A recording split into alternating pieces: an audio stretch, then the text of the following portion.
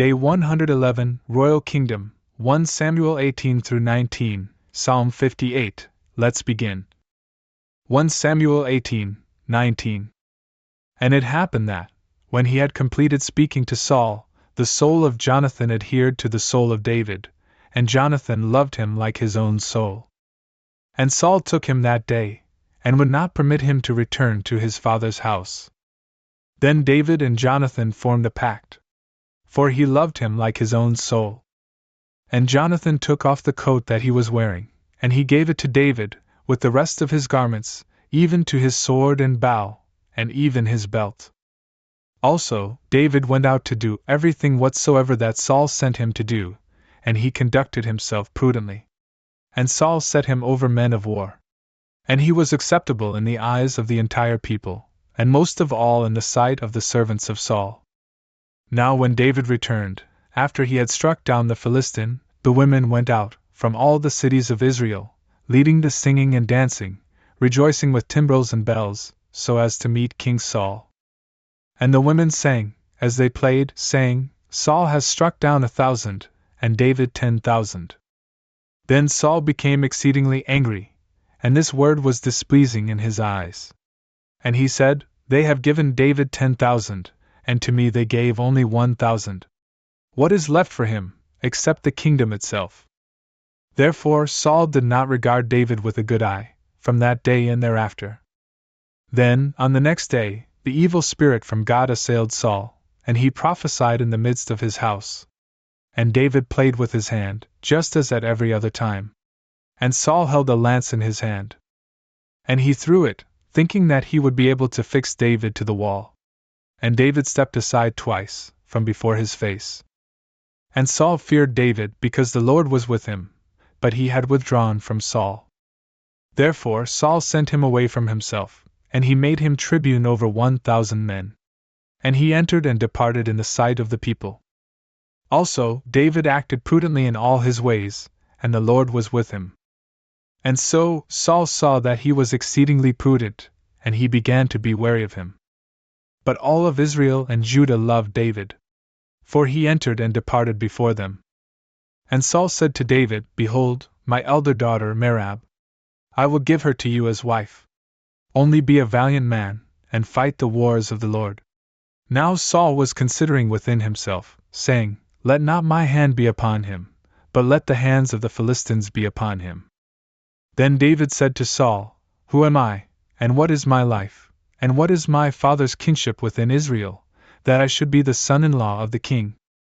Then it happened that, at the time when Merab, the daughter of Saul, was to be given to David, she was given to Adriel, the Meholathite, as wife. Now Michal, the other daughter of Saul, loved David. And this was reported to Saul, and it pleased him. And Saul said, I will give her to him, so that she may be a stumbling block to him, and so that the hand of the Philistines may be upon him. And Saul said to David, In 2 things, you shall be my son-in-law today. And Saul commanded his servants to speak to David privately, saying, Behold, you are pleasing to the king, and all his servants love you. Now therefore, be the son-in-law of the king. And the servants of Saul spoke all these words to the ears of David. And David said, Does it seem a small matter to you, to be the son-in-law of the king? I am but a poor and unimportant man. And the servants reported to Saul, saying, David has spoken words in this manner. Then Saul said, Speak in this way to David, The king does not have need of any dowry, but only 100 foreskins from the Philistine men, so that he may be vindicated from the enemies of the king. So did Saul think to deliver David into the hands of the Philistines. And when his servants had repeated to David the words that Saul had spoken, the word was pleasing in the eyes of David, so that he would become son-in-law of the king. And after a few days David, rising up, went with the men who were under him, and he struck down 200 men of the Philistines. And he brought their foreskins, and he counted them out for the king, so that he might be his son-in-law. And so Saul gave to him his daughter Michal as wife. And Saul saw and understood that the Lord was with David. And Michal, the daughter of Saul, loved him. And Saul began to fear David all the more. And Saul became the enemy of David every day. and the leaders of the Philistines departed. And from the beginning of their departure, David conducted himself more prudently than all the servants of Saul, and his name became exceedingly celebrated. Now Saul spoke to his son Jonathan, and to all his servants, so that they would kill David. But Jonathan, the son of Saul, loved David very much. And Jonathan revealed it to David, saying, Saul, my father, is seeking to kill you. Because of this, I ask you, take care for yourself in the morning. And you should conceal yourself, and remain in hiding. Then I, going out, will be standing beside my father in the field, where you will be. And I will speak about you to my father. And whatever I see, I will report to you. Then Jonathan spoke good things about David to his father Saul. And he said to him, You should not sin, O king, against your servant David. For he has not sinned against you, and his works toward you are very good. And he took his life in his own hand, and struck down the Philistine. And the Lord wrought a great salvation for all of Israel. You saw it, and you rejoiced. Why then would you sin against innocent blood by killing David, who is without guilt? And when Saul had heard this, being pleased by the voice of Jonathan, he swore, As the Lord lives, he shall not be killed. And so Jonathan called David, and he revealed to him all of these words. And Jonathan led in David to Saul, and he was before him, just as he had been yesterday and the day before.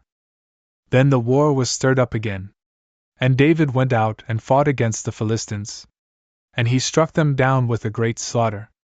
And they fled from his face. And the evil spirit from the Lord came to Saul, who was sitting in his house and holding a lance. And David was playing music with his hand. And Saul attempted to fix David to the wall with the lance. But David turned aside from the face of Saul. And the lance failed to wound him, and it became fixed in the wall. And David fled, and so he was saved that night. Therefore Saul sent his guards to David's house, so that they might watch for him, and so that he might be killed in the morning. And after Michal, his wife, had reported this to David, saying, Unless you save yourself this night, tomorrow you will die, she lowered him down through a window. Then he fled and went away, and he was saved. Then Michal took a statue, and placed it on the bed. And she placed the pelt of a goat for the hair at its head. And she covered it with clothes. And Saul sent attendants to seize David. And it was answered that he was sick. And again, Saul sent messengers to see David, saying, Bring him to me on the bed, so that he may be killed. And when the messengers had arrived, they found a likeness on the bed, with a goat pelt at its head. And Saul said to Michal, Why have you deceived me in this way, and released my enemy, so that he may flee? And Michal responded to Saul, Because he said to me, Release me, otherwise I will kill you. Now David was saved by fleeing, and he went to Samuel in Ramah. And he reported to him all that Saul had done to him. And he and Samuel went away and stayed at Naioth. Then it was reported to Saul by some, saying, Behold, David is at Naioth in Ramah. Therefore Saul sent officers to seize David. And when they had seen a company of prophets prophesying, with Samuel presiding over them, the Spirit of the Lord also came to them, and they also began to prophesy.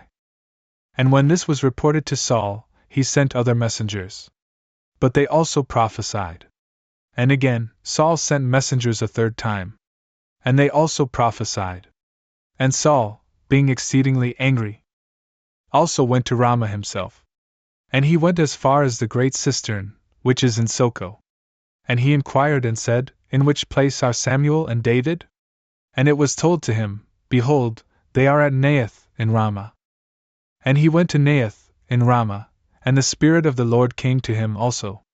And he continued on, walking and prophesying, until he arrived at Naioth in Ramah. And he also took off his garments, and he prophesied with the others before Samuel. And he fell down naked throughout that day and night. From this, too, is derived the proverb, Could Saul also be among the prophets? Psalm 58. Unto the end. May you not destroy. Of David, with the inscription of a title, when Saul sent and watched his house, in order to execute him. Rescue me from my enemies, my God, and free me from those who rise up against me. Rescue me from those who work iniquity, and save me from men of blood. For behold, they have seized my soul. The strong have rushed upon me. And it is neither my iniquity, nor my sin, O Lord. I have run and gone directly, without iniquity. Rise up to meet me, and see, even you, O Lord, the God of hosts, the God of Israel. Reach out to visit all nations. Do not take pity on all those who work iniquity. They will return toward evening, and they will suffer hunger like dogs, and they will wander around the city. Behold, they will speak with their mouth, and a sword is in their lips, for who has heard us? And you, O Lord, will laugh at them. You will lead all the Gentiles to nothing. I will guard my strength toward you, for you are God, my supporter. My God, His mercy will precede me. God will oversee my enemies for me. Do not slay them, lest at times my people may forget them. Scatter them by your virtue. And oppose them, O Lord, my protector. By the offense of their mouth and by the speech of their lips. And may they be caught in their arrogance. And for their cursing and lying, they will be made know. At the consummation, in the fury of the consummation, and so they will be no more. And they will know that God will rule over Jacob, even to the ends of the earth. They will return toward evening, and they will suffer hunger like dogs, and they will wander around the city. They will be dispersed in order to gnaw, and truly, when they will not have been satisfied, they will murmur. But I will sing your strength, and I will extol your mercy, in the morning. For you have been my supporter and my refuge in the day of my tribulation. To you, my helper, I will sing psalms. For you are God, my supporter. My God is my mercy.